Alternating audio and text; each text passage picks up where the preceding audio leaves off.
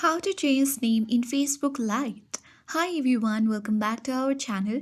This is Rose from Create Login and Delete. And without further ado, let's begin. To change name in Facebook Lite, first launch Facebook Lite app. Make sure to sign into your account. Navigate to three-line menu icon at top right corner. Now simply you need to scroll down. Now tap on Settings and Privacy and select Setting option. Go to See More in Account Center and then select Profiles. Choose your Facebook account and choose name.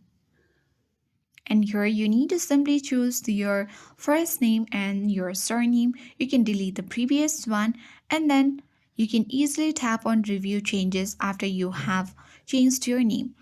So my last name change was on 4th February 2025.